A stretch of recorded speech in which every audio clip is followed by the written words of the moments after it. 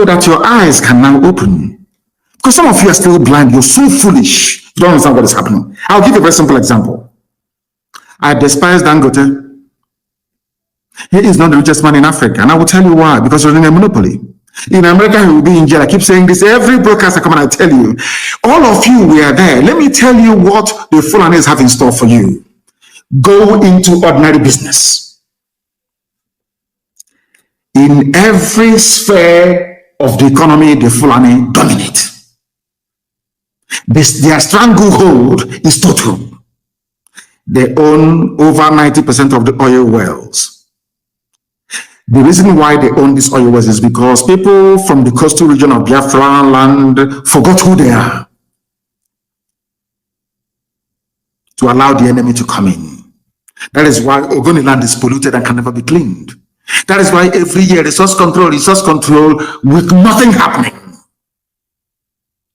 Because of the efficiency of divide and rule that they applied. Of course, the British applied. Let me tell you what they have done. Cement. Everybody must buy cement to build a house because of the way the white man taught us to build houses. Whereas before we used to use clay to build our houses to maintain the temperature inside at 26 or 27 degrees centigrade. And all of a sudden it's all breeze block. There is a conductor of heat. Let's put that to one side. For you to build a house, let me tell you how clever the Fulanis are with their British advisors.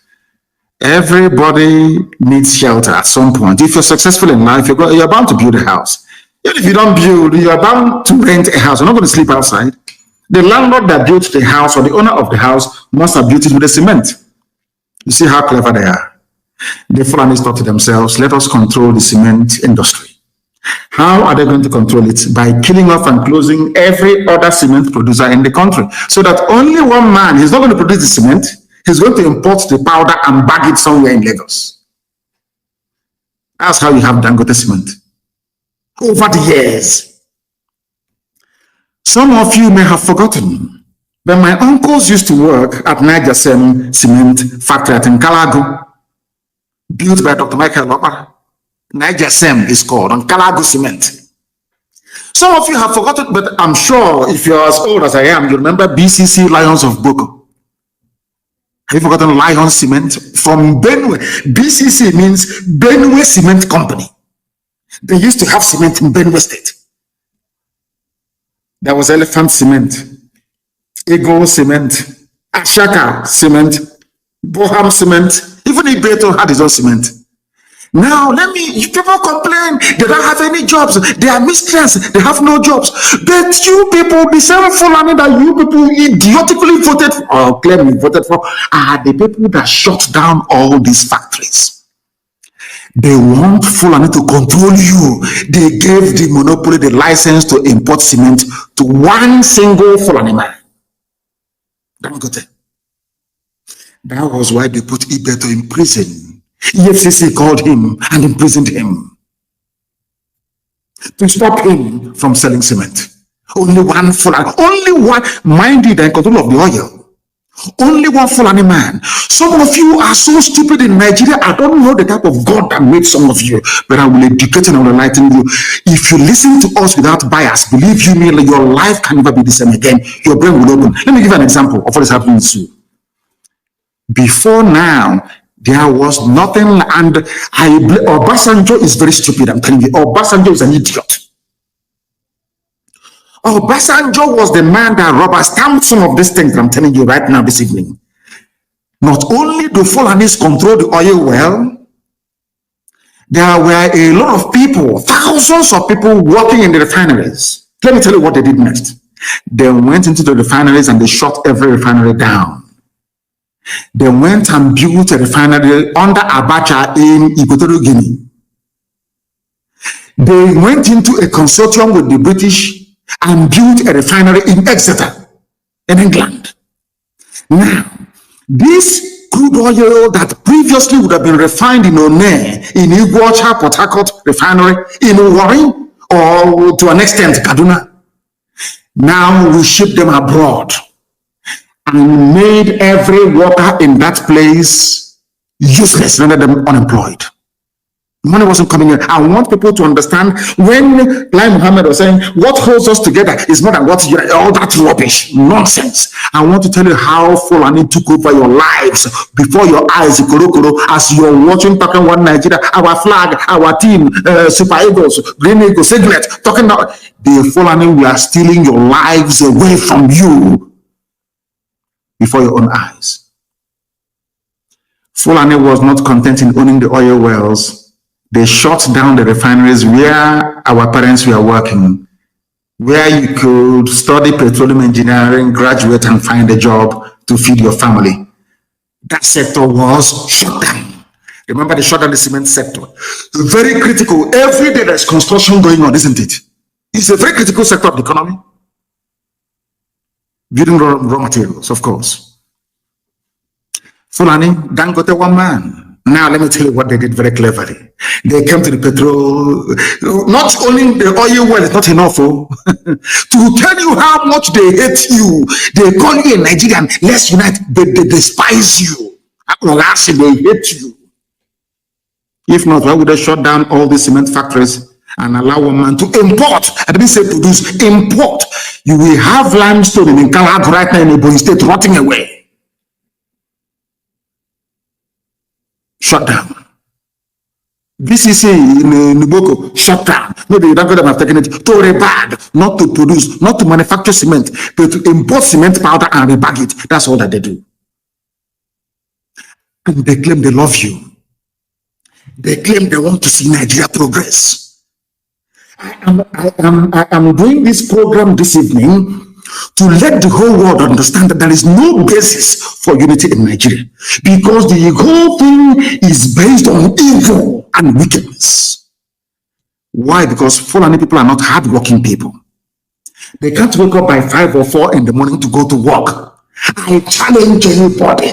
All those factories that you see in Lagos, in all those industrial belts, I challenge anybody anywhere in the world to tell me if a gentleman can wake up by 4 in the morning to go to work in a factory. I challenge, it's a challenge to everybody. Show me one. Now listen. They took over cement, which is very critical. They took over oil itself, the only country that people, private individuals, share oil wells amongst themselves. That is not enough. Instead of moving that oil to the refinery to be refined, where we can find jobs to make kerosene available easily, to make fuel available to run our car. No, not at all. To tell you how evil they are. Those claiming and shouting one Nigeria, to tell you how satanic they are. They moved all those jobs abroad by shutting down all the refineries that you have in your zoo country. And who is in charge of NNPC? Fulani and the Kiari family. Understand? Now, you see what they did? They now moved crude oil abroad to the refineries that they built with stolen money from the public coffers. It doesn't end there. Denying you jobs is not the end. It's not even their problem. Now, to bring that refined petrol back into Nigeria, you will not pay subsidy again to bring back into the country what left the country for free.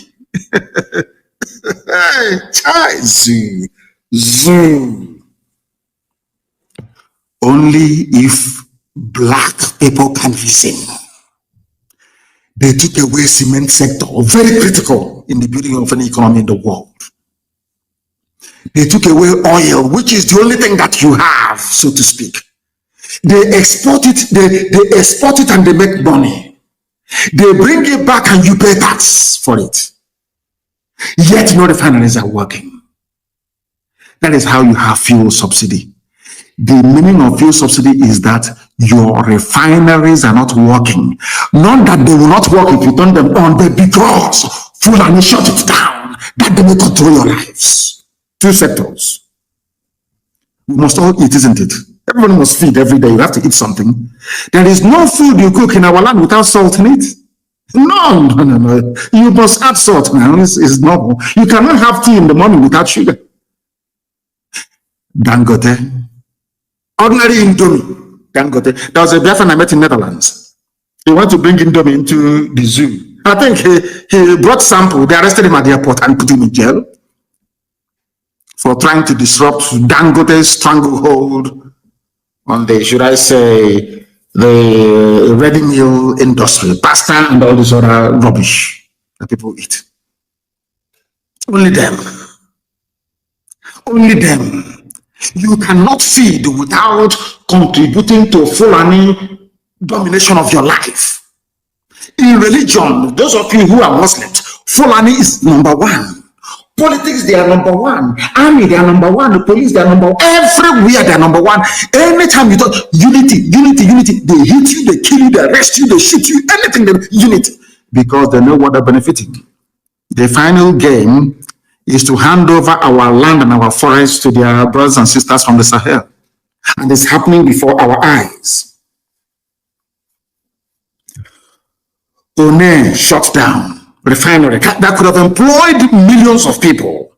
Igbo down, Warre down, even Kaduna. Who built Kaduna refinery? It's not Obasanjo. They asked me, said he's diversifying the location of major industries. He wanted to please the Fulani masters that put him in power. They built Kaduna refinery. You have to move oil all the way from the south to the north. They can pipe oil to the north and everywhere else, but they cannot pipe clean water to your homes. They cannot pipe gas to your homes. And they claim, they tell you, we protect one Nigeria. We are all Nigerians. We are going to make progress. Progress how? For how many years? How can you make progress by shutting down industries that employ people, rendering them unemployed, and importing into the country finished items and products that you could have produced in your country? Are you listening to me? So what Lai Mohammed is saying is rubbish. He was born in Ilorin, I'm sure. He's a Muslim. So to him, Islamic rule is nothing. In fact, he'll welcome it. He's a Muslim. That is why he is pushing for the caliphate agenda, that they may dominate our lives. And as I said before, and as one man also said, you cannot in this life control a people unless you have somebody on the inside doing it for the oppressor. I want you to listen to this very clip tonight. Listen very, very attentively. Listen to it attentively. Of course, they can attack my Facebook page or the like. They're wasting their time. After this program, I'll quietly put the SoundCloud there. You can go there and listen to it. If you want to listen to us, I'm on Instagram, I'm on Twitter. We are on our app, which is IPB Community Radio app. We're on everywhere. If you we're on YouTube, of course. If you want to listen, you can listen. I want to play something for all of you. Listen. Against their fellow blacks. Listen to this very, very carefully, please. I want you to listen to what I have to play now. I started playing it prematurely. And I've not forgotten those who are doing their fundraising in Maryland, in the United States of America, of course. I do commend each and every one of you who are participating this very afternoon. I think it's afternoon in Maryland. It is afternoon, it's about 3 p.m. in Maryland, if I'm not mistaken. All of you who are participating, I say well done to all of you. Well done to all of you who are participating at the fundraiser event in Maryland. We need it. And not once, it has to be continuous, please. When you pay tax, you don't pay tax once, it's continuous. We need to defend our land. It has fallen to us to defend it. And we are doing it very, very gallantly, I assure you.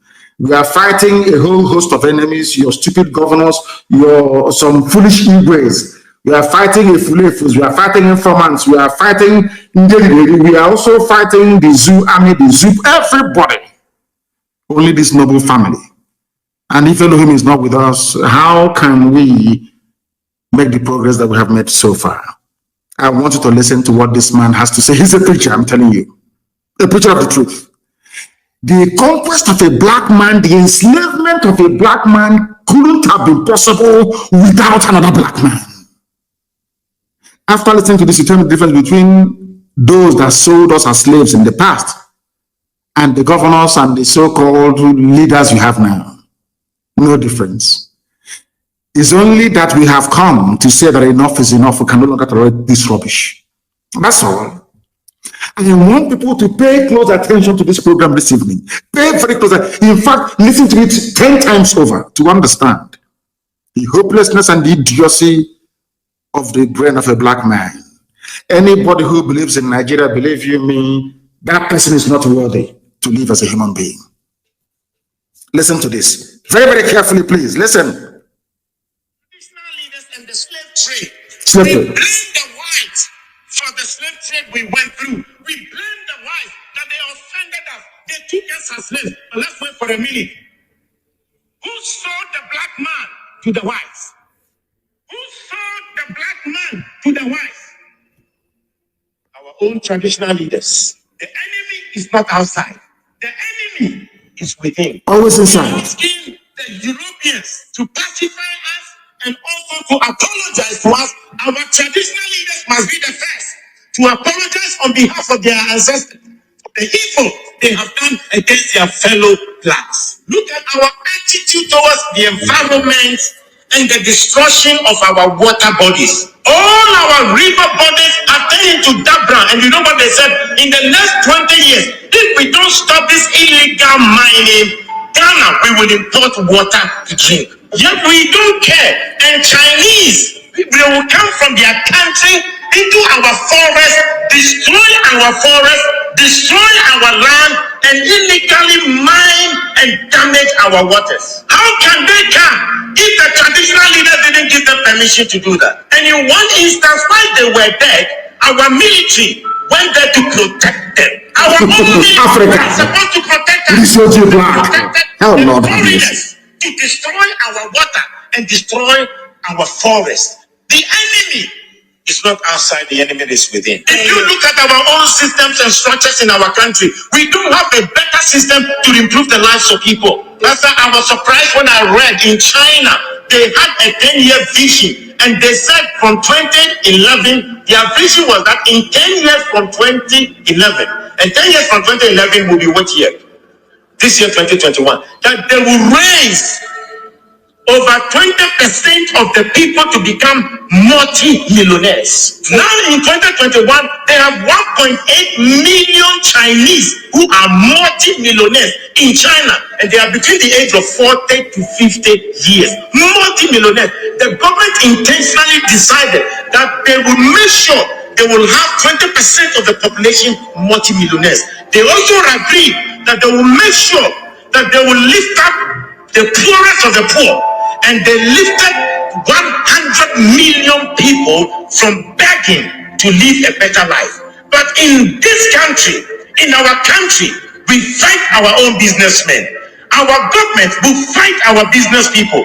When they know that your business is thriving, and they know that perhaps you are not sympathetic towards the running party or the ruling party, they will fight you, collapse your company, and make you poor. When in China, they want to make the people rich. In Africa, we want to make our own people poor. The enemy is not outside. The enemy is within. Look at our African. Do you now understand it? There, a preacher from Ghana preaching the word of God. This is what I call preaching. Not all that nonsense they talk about. The 40 million auditorium rubbish. They can never speak the truth. Imagine if every Sunday in the churches that you have in the South, even in the Middle Belt, the priests were to climb the pulpit and repeat exactly what this man is saying, there will be a revolution overnight.